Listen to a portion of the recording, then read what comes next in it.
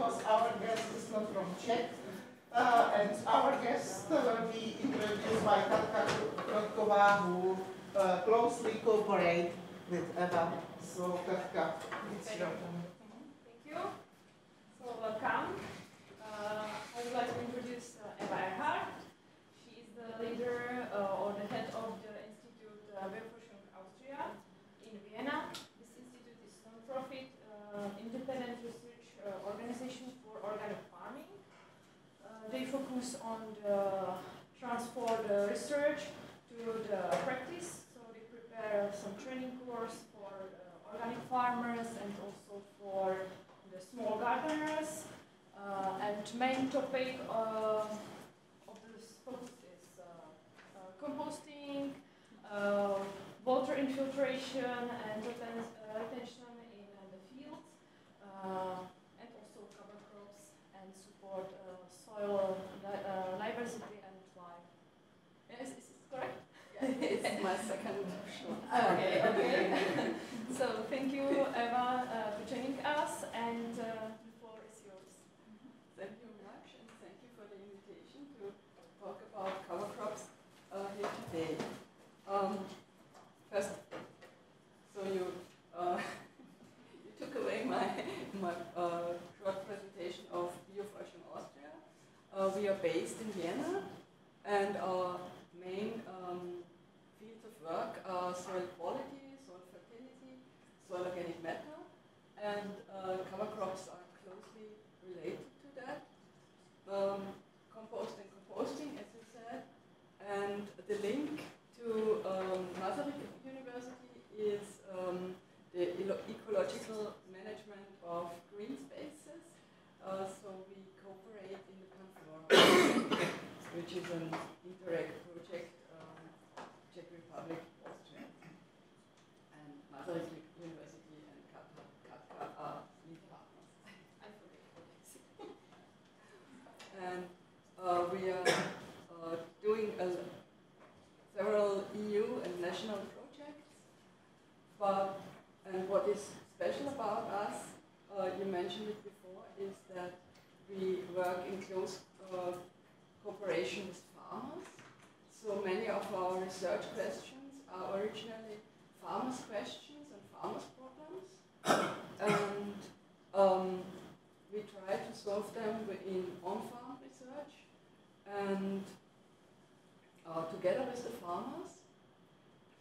And it is very important for us to give back the knowledge that we get in these field experiments and projects to the farmers in courses and seminars and so on. So enough of Bioforschung and to the cover crops.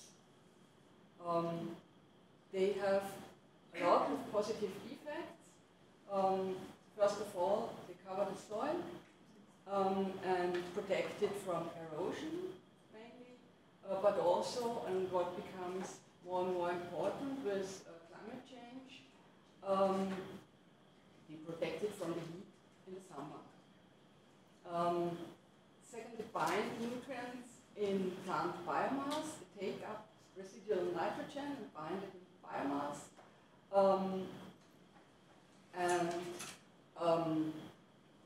This way they are useful to decrease nitrogen leaching over the winter.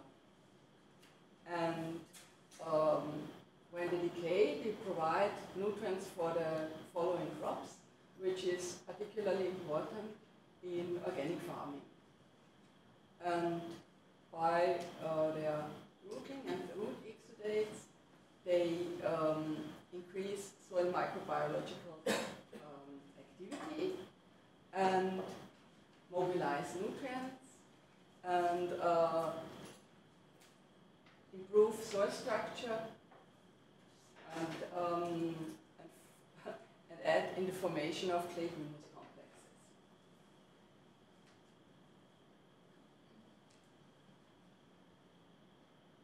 And for organic farmers, they are one of those possibilities for fertilization that are open to them, particularly for arable farmers who do not have livestock.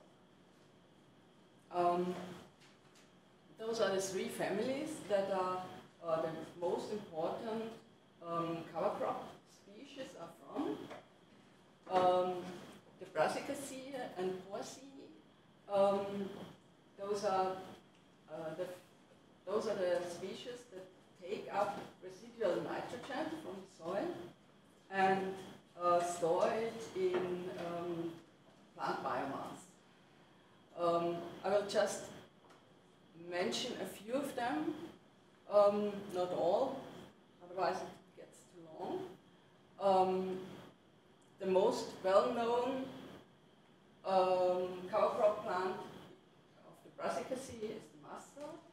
It germinates also in rather dry conditions, and it grows quickly and vigorously, and it has a good competition, or very good competition ability against other plants. So if there's a bit too much in cover crop mixture, it will outcompete other species. But mustard has a serious disadvantage as a cover crop, because when it decays,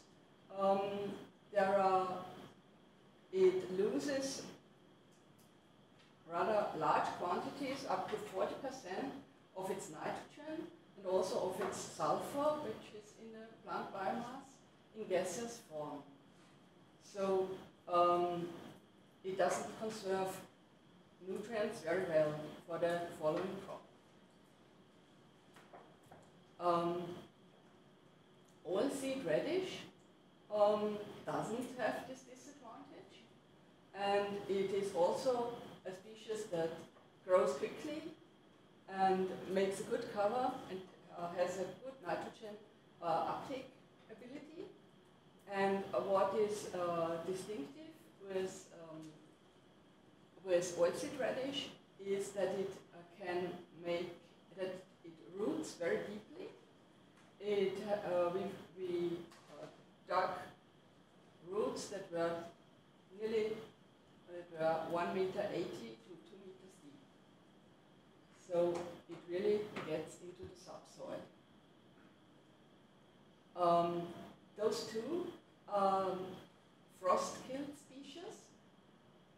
So they are sown in summer and are killed by the frost in early winter. Turnip rape, in contrary, is a winter hardy species, which also has a good nitrogen uptake ability and produces a lot of biomass, and it stores the nitrogen and nutrients produces a thick, like peat root, and this may pose some problems when the cover crop has to be killed and incorporated in spring. With the Porceae, forage rye is a very well-known and very often used cover crop species. It makes a dense stand, it covers the soil very well, and has a good nitrogen uptake ability. And it is winter hardy, so it has to be killed in spring. Sudan grass, on the contrary, is a plant that is not winter hardy. It's killed by frost, even by the first frost. And it is a plant that thrives in warm and dry conditions. It can germinate in rather dry conditions, and when it's a hot summer, it produces lots of biomass. It grows high and produces lots of biomass. So for those two families, and the Fabaceae are those which fix nitrogen from the air in symbiosis with their rhizobacteria.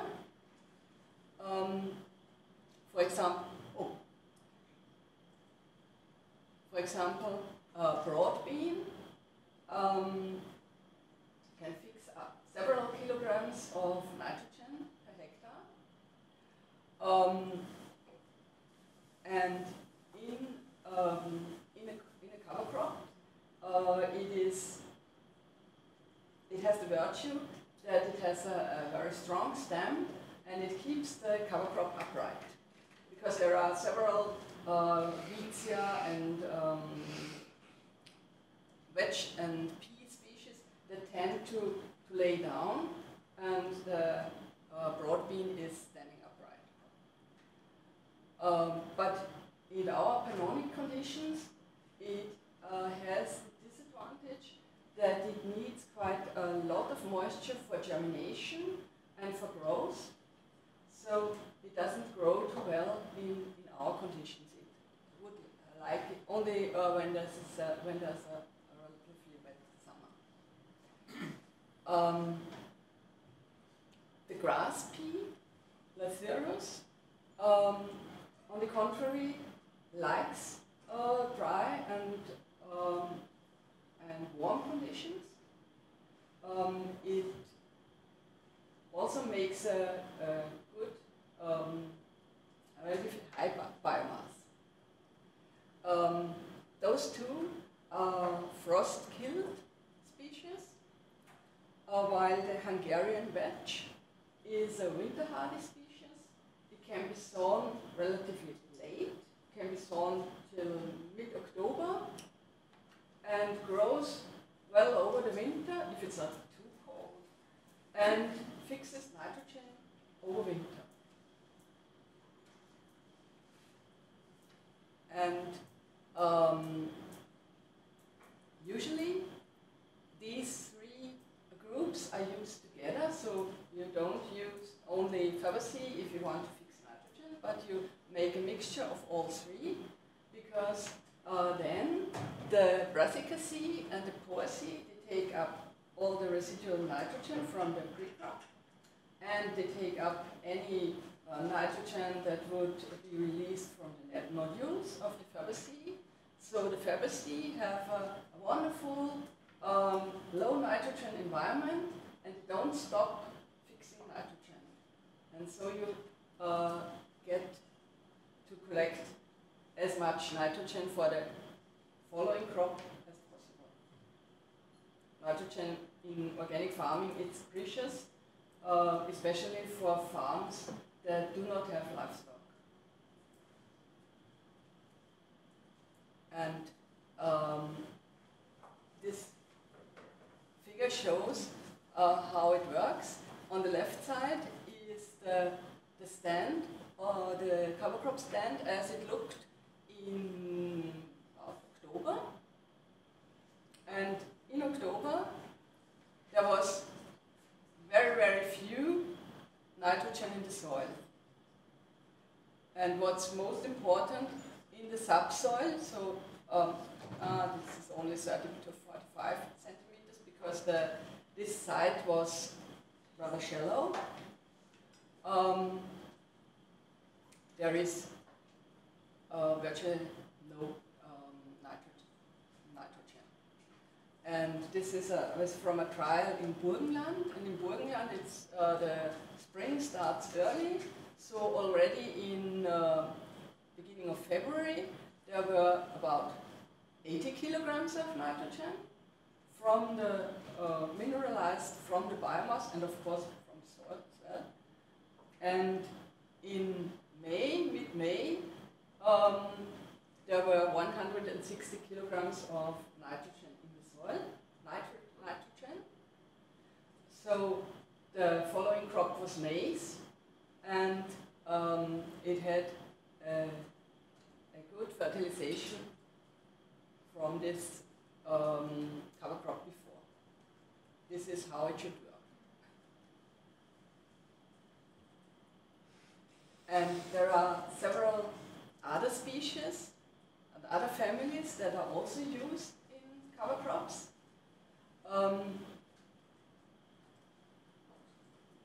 For example, the Phacelia from the Boraginaceae, this is a family.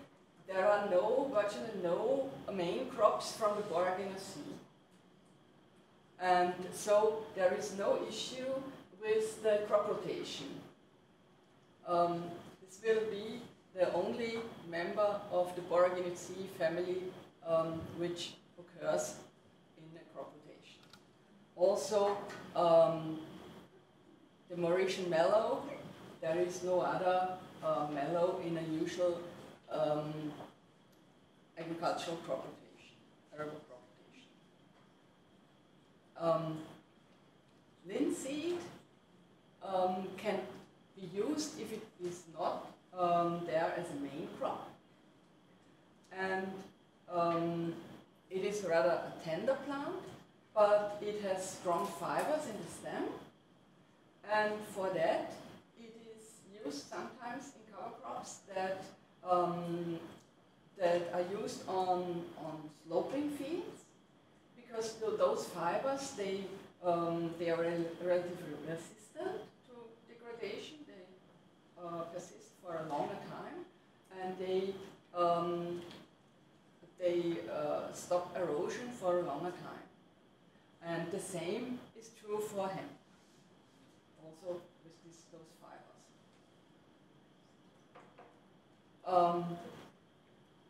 Buckwheat, if it is not in the main crop rotation, is also a valuable plant in cover crop mixtures, because it germinates very quickly, and its first leaves make shadow on the soil, and they help the other components of the mixture to come up. But buckwheat also, it doesn't only germinate and grow in the beginning very quickly, but it it ripens also very quickly, and then the seeds are spread, and they may become a nuisance in the following crops. So not every farmer likes to have buckwheat in his cover crop. The Asteraceae, there is Ramtil, which is very often used. It is I think an African species, basically. It is very often used in cover crops because it freezes very easily. Often with the first frost in end September, Ramtil is gone. But it has a serious disadvantage. Ramtil seeds are often imported from a bit from strange sources, let's say so, and they are often contaminated with dodder seeds, cuscuta, and this gets really a problem if you have your field contaminated with cuscuta. Sunflower is a good cover crop mixture plant if it is not in the main crop, in the main crops, because it grows very straight, upright, and strong, and it causes the other cover crop plants also to grow high. So we recommend that a cover crop mixture should consist at least of 5 species from 3 different families, and for winter hardy, as for freeze-killed cover crops, and for winter hardy cover crops and for undersowing, at least 3 species. Because there aren't so many that can be used for these purposes. So this is a picture of such a mixture. This was the standard mixture we had in our cover crop project with 9 components, Fabaceae, Brassicaceae, and a bit of black oat and a bit of Phacelia. So this mixture we used in all of those trials. And now you may ask, why bother with mixtures? Won't it be enough to have just one species or 2, 3? And we are going a bit into that now. In the 2 pictures, you see here in the right part and here in the middle, again, this is our standard mixture, BFA1, and this was both are trials from Burgenland. They are nearly on the same field, and this was from 2017, which was a humid year, and in this cover crop stand, there is a lot of grasses, of black oat. While in the dry year, the Brassicaceae are dominating. So but you have in both years you have a good cover crop stand which covers the soil and does what it is supposed to do. So, because you have in mixture, you have species which are drought tolerant and species which like moist conditions in the same, more or less, the same ecological niche. So, or the same purpose. For example, for the purpose of having a small to medium clover. In this mixture there is Persian clover, which likes humid conditions, and Egyptian clover, which likes it dry. So, as you can't know what the weather will be in the growth period of the cover crop, if you have those 2, in any case, there will be, this function will be fulfilled. And so there are lots of pairs, so that the goal is that in any case you have a good cover crop biomass. Cover crop that covers the soil and makes a good biomass. Another reason is that different species have different rooting patterns. On the left, this is Sudan grass, and it has many fine roots and laterally spreading roots, but not very deep. And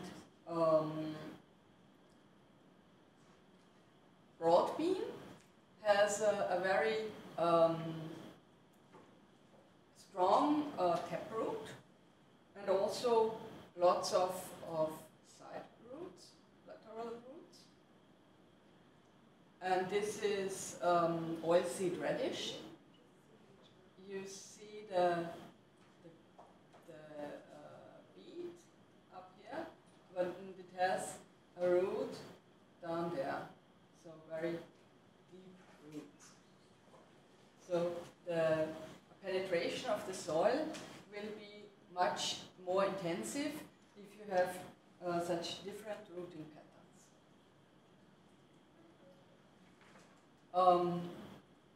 Then the different species use different need and use different nutrient pools, and they have different mobilizing abilities. So they will take up different amounts. And what is very important from the organic farming and also from the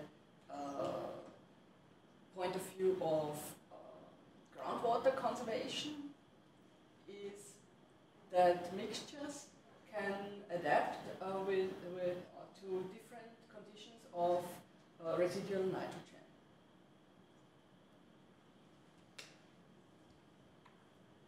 Those are two trials in Styria. And Styria has a very warm and humid climate, so everything grows vigorously. And here, in this part, this is again this standard mixture, and also here in the middle. And in this year, there was quite a lot of residual nitrogen in this field, because there were cereals, there was wheat before, and this wheat got a late fertilization for quality, but this late fertilization wasn't used up, and there were lots of residual nitrogen. And you see that here the brassicaceae thrive and took up the nitrogen, while in the next year there was not so much fertilization, and the wheat took up more or less everything. There was no residual nitrogen, and there's also a good cover crop stand, but there are many Fabaceae in there, and they are really big. They had lots and lots of nodules and were fixing lots of nitrogen.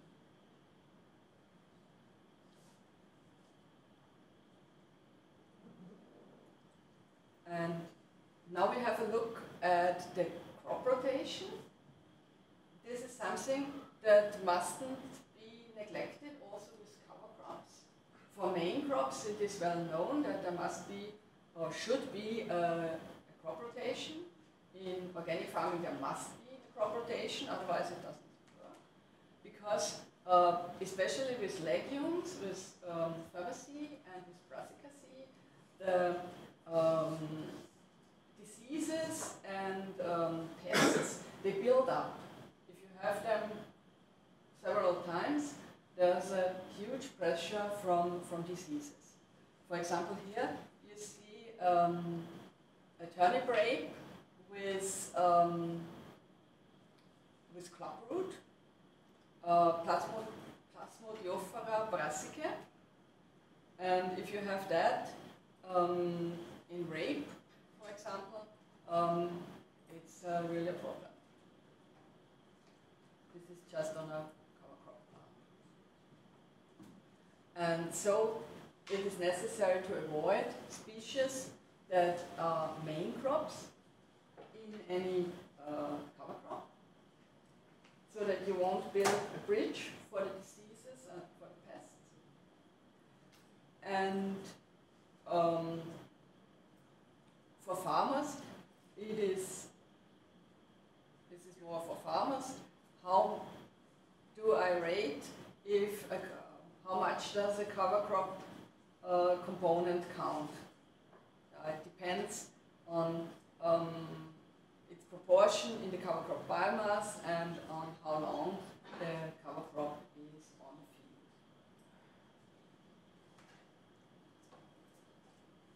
So now we've decided on our cover crop mixture, and now the next question arises, when to sow it.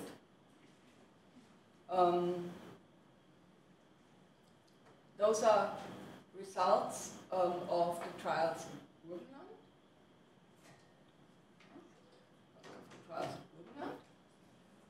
And they show that the earlier the better, in short. The early sowing was done directly after the harvest, and the other treatment was sowing 2 weeks later. the biomass is a third to a fourth higher when you sow the cover crop early. And what is important, also the legume biomass here in blue, the green are the non-legumes and blue are the legumes, is higher with when the cover crop is sown earlier.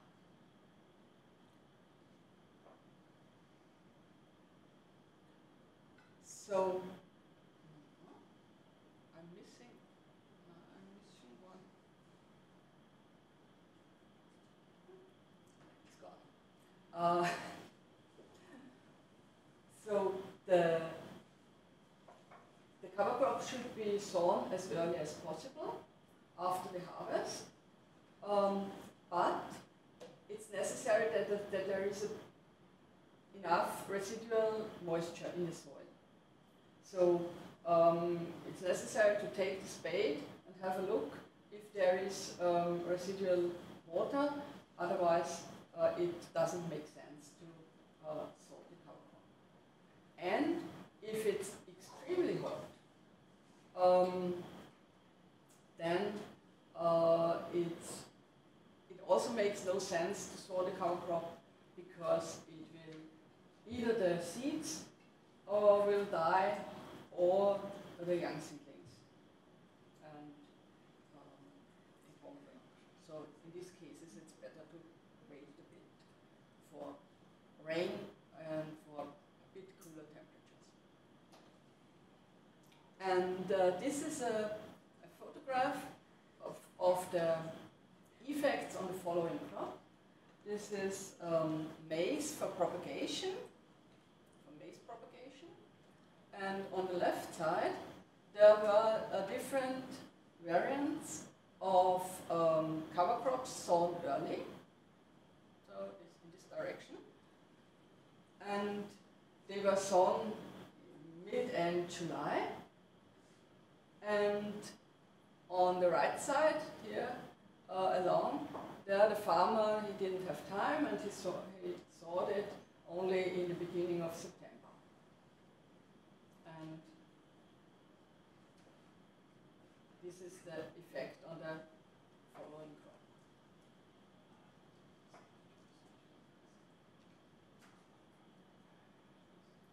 And the next thing that is of interest, especially for the farmer, is the seed rate.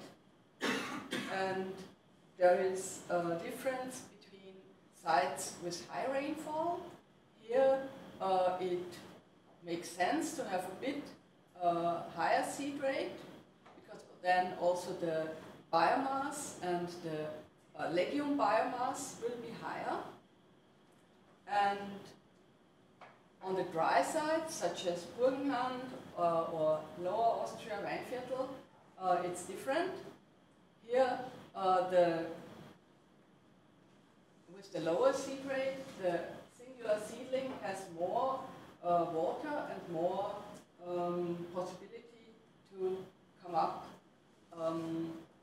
than with the higher seed rate. And I would like to draw your attention to the amount of biomass that such cover crops produce.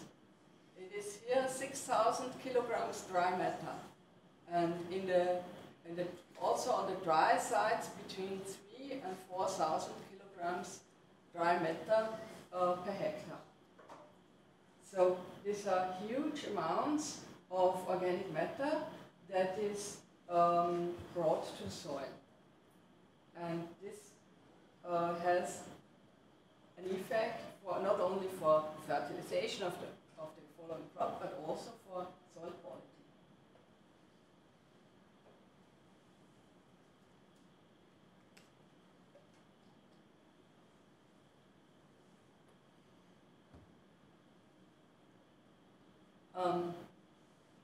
And when the cover crop is killed by frost or by the farmer in spring, then the question of nitrogen mineralization arises.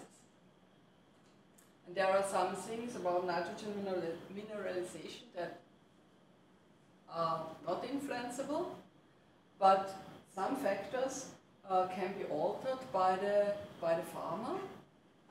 And these are, if you choose winter hardy or freeze-killed species, because the winter hardy, of course, just begin to decay after they are killed in spring, and then they are mineralized, so much later than cover crops that are frost killed somewhere in the winter.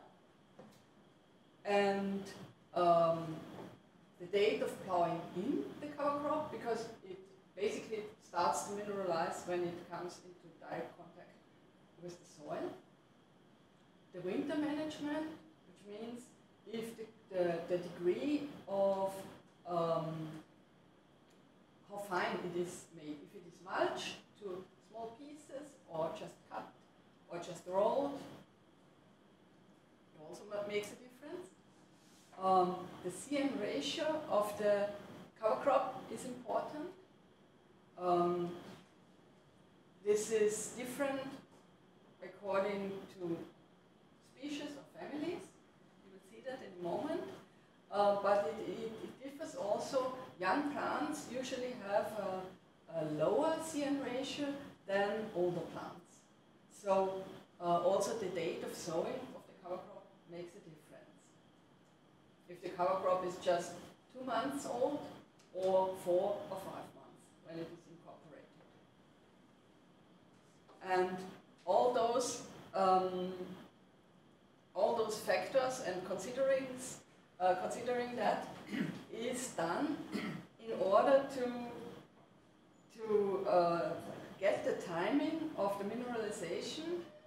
So it's an organic farmer's game to make the timing of the mineralization in a way that the nitrogen is just then ready when the following plant needs it. And not earlier, because then it might be prone to leaching. And this also depends on the following crop, because if you have, for example, durum wheat, it will need the nitrogen very early, even in March. If you have maize, maize will need the nitrogen not before the end of May, beginning of June. So a lot of factors to be considered, and of course it is influenced by the soil. And one factor we look into a bit more in detail in the project was the CN ratio of cover crops. So on the left side, there is a lot of Sudan grass, and it looks a bit like straw, and this one has a high CN ratio, while on the right there is a lot of broad bean and field pea, so legumes, and it has a lower CN ratio, and therefore a quicker degradation rate and nitrogen release. And we analyzed a lot of cover crop species for their above ground and below ground CN ratio. And here they are grouped by families, and it is very easily discernible that the legumes have the lowest CN ratio, mostly between 10 and 15, and the brassicas get a bit higher, more than 20, while the poaceae and the others, they have wider CN ratios, higher CN ratios. Particularly, what sticks out there is sunflower with a very wide CN ratio. slowly degradable.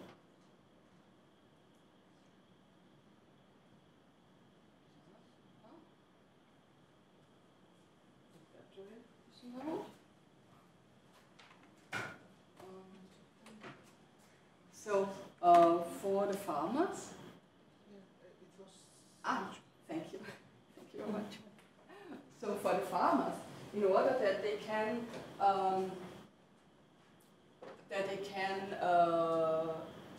judge how this cover crop, how the effect of a cover crop will be, we made this table for comparison with other organic fertilizers, with farm fertilizers.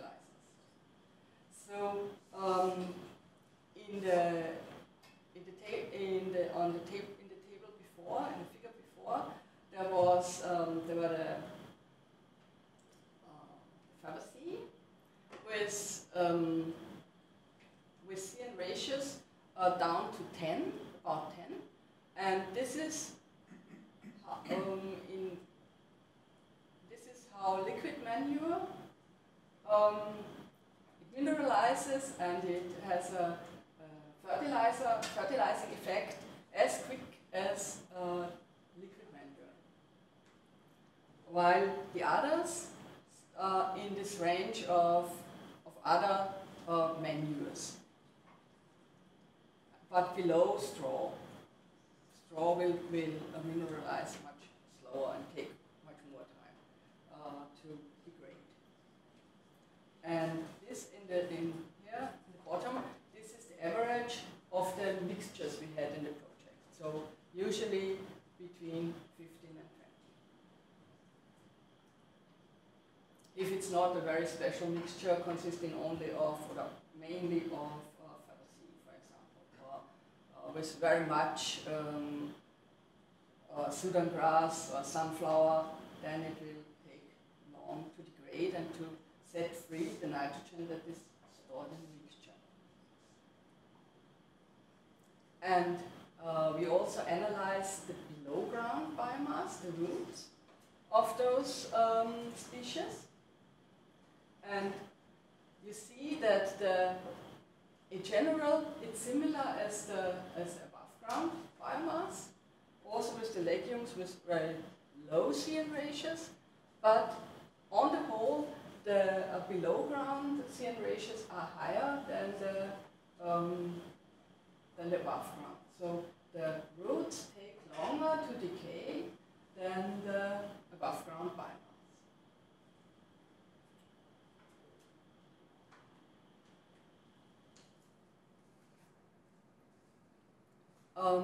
And the rooting of the cover crop plants also has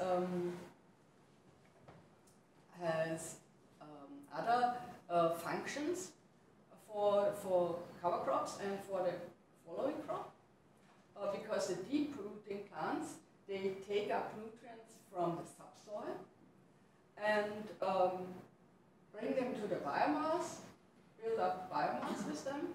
And this biomass, when it's incorporated, of course, it's on the soil surface or near the, or just below the soil surface. And so they act somehow like a nutrient pump from the subsoil to the upper soil layers. And those are no small amounts. Some studies say that, for example, 25% of the phosphorus, which is taken up by cover crops or other plants, comes from the subsoil.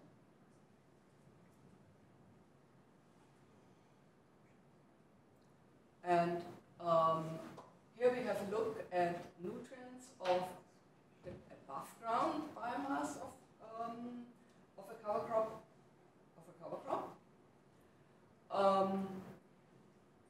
It was this mixture, or this cover crop stand, which we see in the picture. Again, the standard mixture with the 9 components in Carinthia, and it produced 4,300 kilograms of dry matter in 10 weeks growing time. And if you see the nutrient contents, more than 140 kilograms of nitrogen, 18 kilograms phosphorus, 160 kilograms of potassium, calcium, magnesium, and trace elements. So this is really good fertilization for the following crop. Even for a nutrient demanding crop such as maize.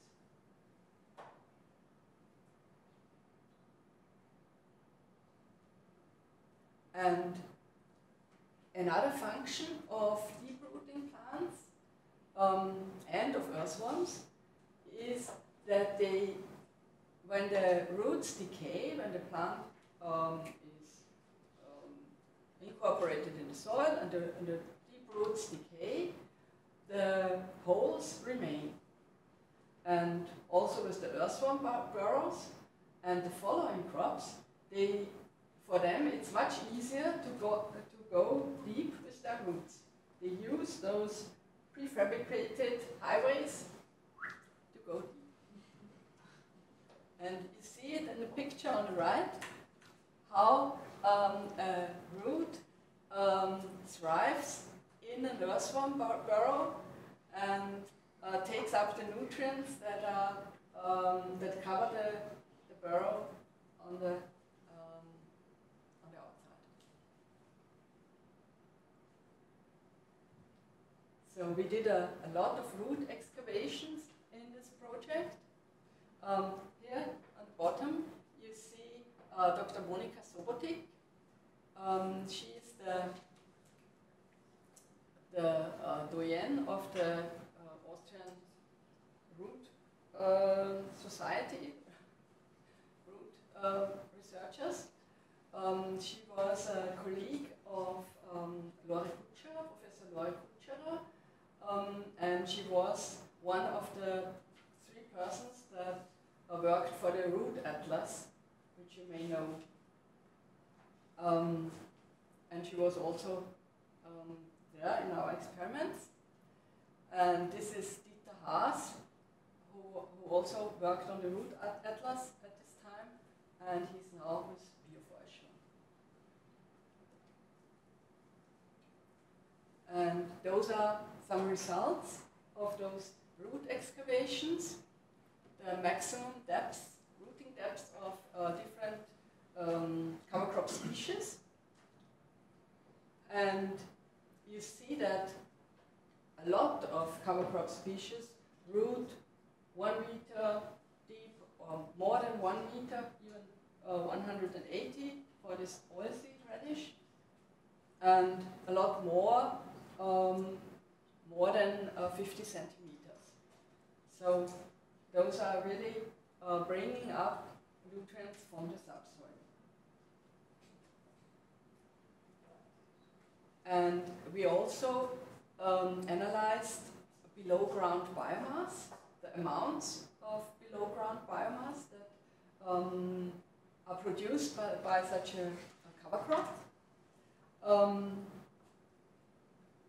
They were between 4,000 and 8,000, 7,000, 8,000 kilograms of dry matter per hectare. So again, quite huge amounts of organic matter that are brought into the soil with cover crops, and it comes, and the root exudates come in addition. So this is again, I think about a third of those amounts must be added as root exudates. And those root exudates, the roots, they decay afterwards, but the root exudates are very important to form mineral-associated organic matter. And clay, before they were known as clay humus complexes. And here you see this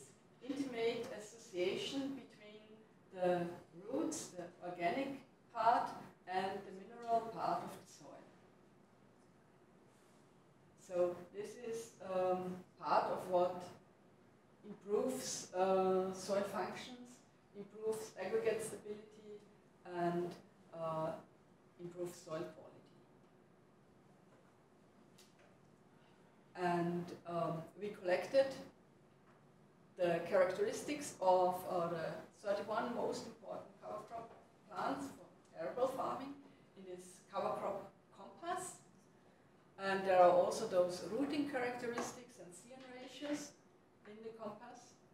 And this is the German version, which is available with us. And there's also a Czech, a version in Czech language, which is available at Sierra in Namibia, not Oslo. So, thank you for your attention.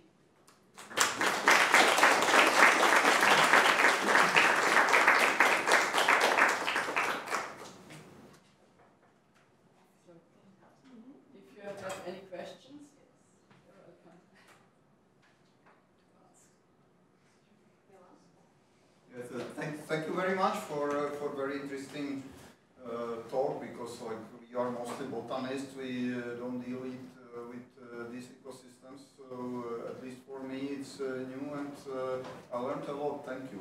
I was wondering, you are talking about nitrogen as the element, because it's fixed by legumes, and cover crops increase the let's say concentration of nitrogen in soil.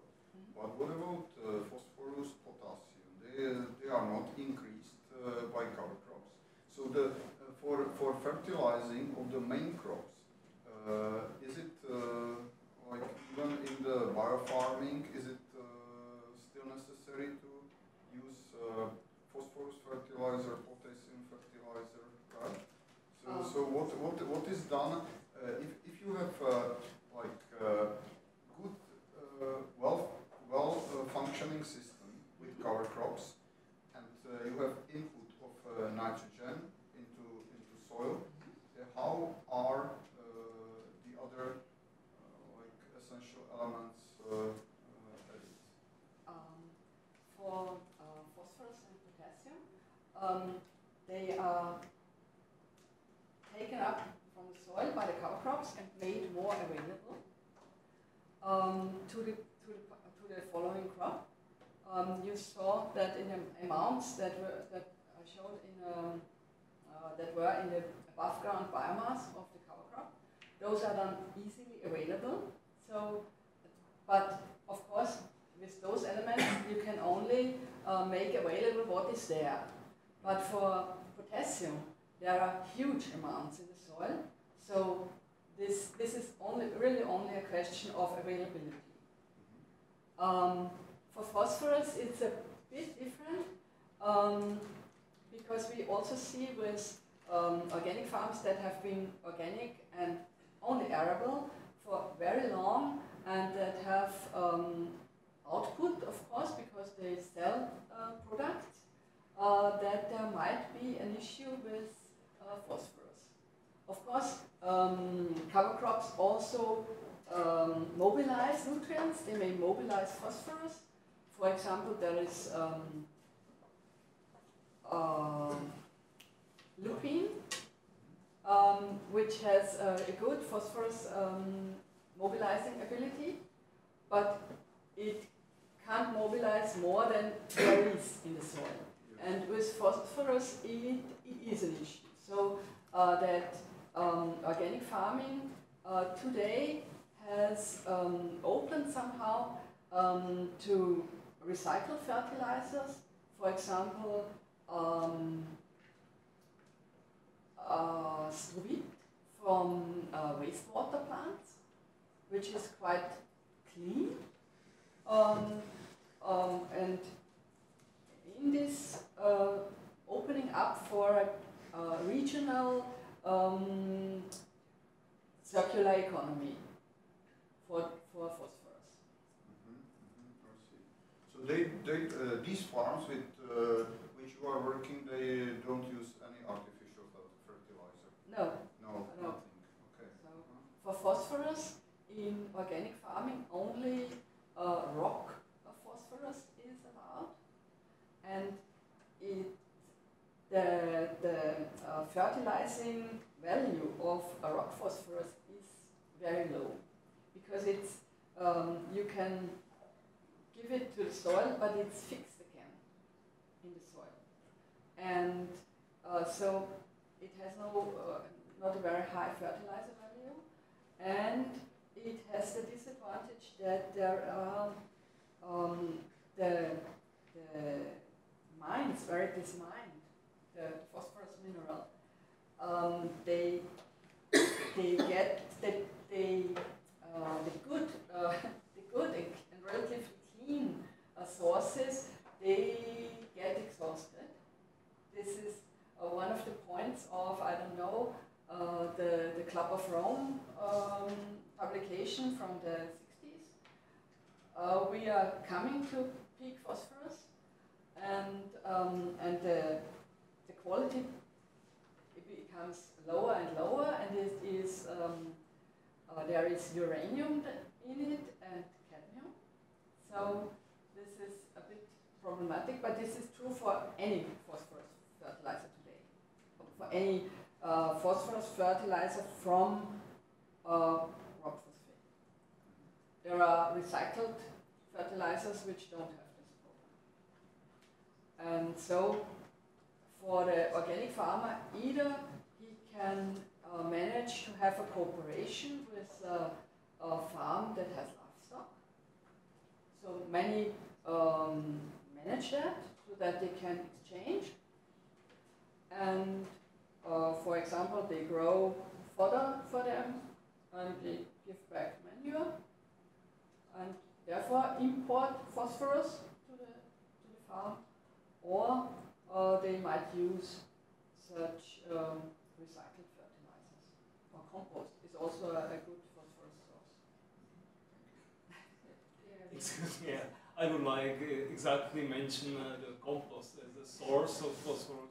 Yeah. You could, if you have extra sources, not from the own biomass, you could balance the insufficiency of the phosphorus. Excuse me. Yeah. It was the last word. Now, of course, because in bio-waste, the compost, there's also a lot of phosphorus. This is allowed to be used in organic farming.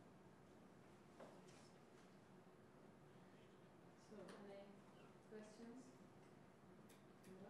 I have a question. What is the typical price of these seed mixtures relative to the crop seeds?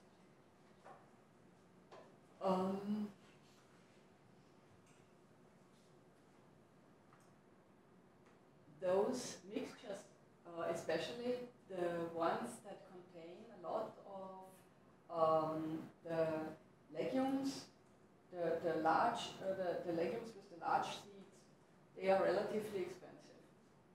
So I can't give numbers, but they are comparably not too cheap. But if you manage to have 150 kilograms of nitrogen from this cover crop, it still pays for an organic farmer. For a conventional farmer who can fertilize nitrogen, of course, this is not so interesting. For conventional farmers, it's a question of soil quality, aggregate stability, because this is also important for erosion control. This is also important for conventional farmers.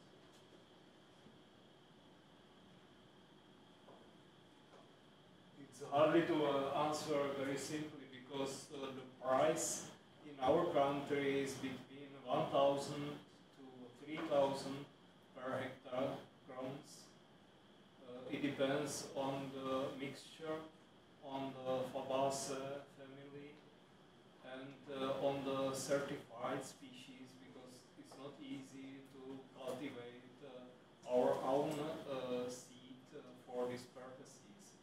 But in each moment, it's cheaper, cheapest input of the key nutrient, because they are balanced together with the organic compounds. It's not easily to be reached out, and so it's much more valuable than any mineral fertilizer. And many organic farmers in Austria, they grow components of this cover crop mixtures themselves. They propagate them for themselves, and they exchange it with other farmers, and so they get their mixtures rather cheap. So they know how to help themselves and their colleagues. not buy everything from the seed companies. And in Czech Republic, it's also definitely problem with the availability of the components and different species, because typical mixture for meziplodiny or zelené hnojení, it's just five species. It's usually won't make sense. So any questions? I have one practical question. It makes sense to sow the cover crops in the spring if I use our field for tomatoes or this late species.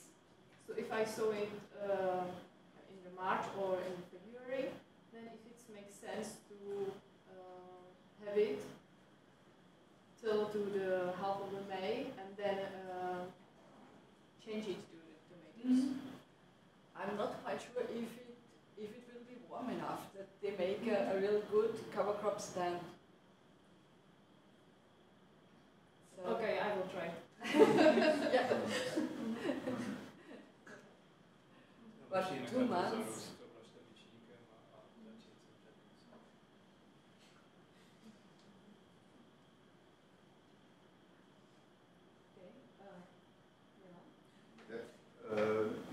You mentioned that mixtures are good for because non-legume plants use the free nitrogen, and if they were not there, and you had only mixture of legumes, the legumes would simply stop nitrogen fixation. Does it really work like that? Yeah. If legumes feel like there is already enough nitrogen in the soil, they stop it. Yeah, they do, because for them it's also a question of costs and gains. Yes. And so because I think they have to invest 10 kilograms of sugar for 1 kilogram of nitrogen. It's a trade-off with the rhizobia. And if they have the feeling that there is already enough, that they have already enough nitrogen, so they will stop it, because they don't want to make these expenses if it's not necessary anymore for them. And if the nitrogen is taken away, then they won't stop. So this is also the reason because that you grow clover grass, for example, for feed, clover mixed with grass, because it just grows better and it fixes more nitrogen.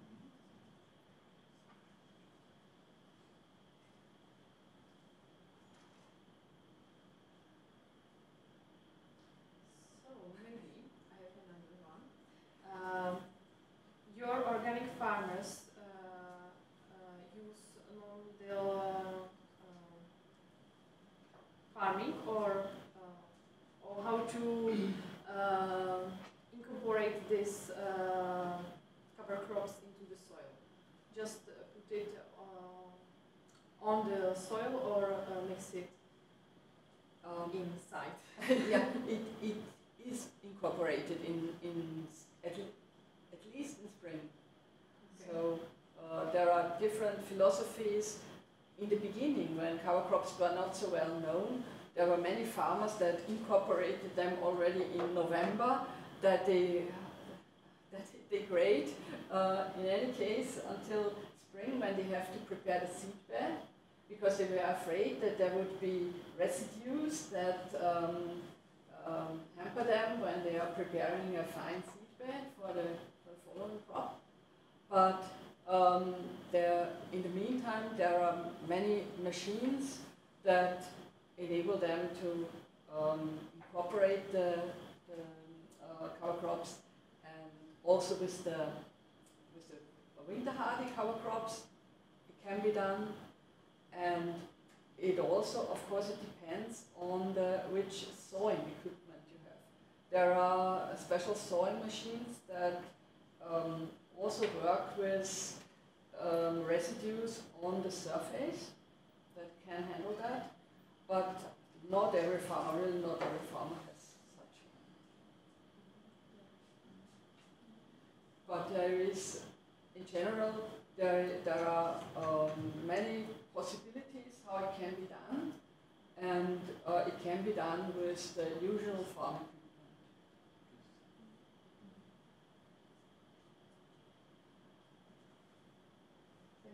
So maybe I miss it. So how long stay the cover crops there in the field? Is this the whole season?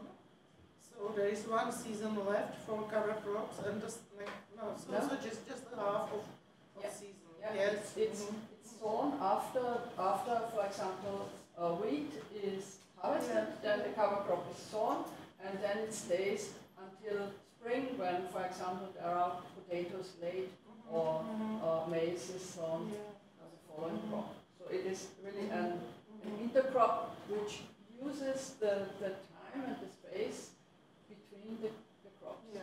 Okay.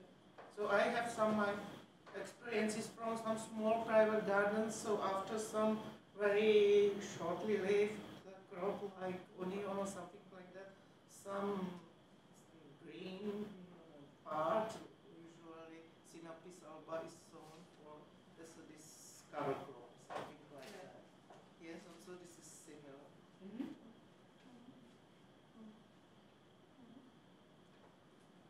And so you use the sunlight in summer, the energy from the sun, to produce organic matter, to incorporate into the soil and to increase soil organic matter content.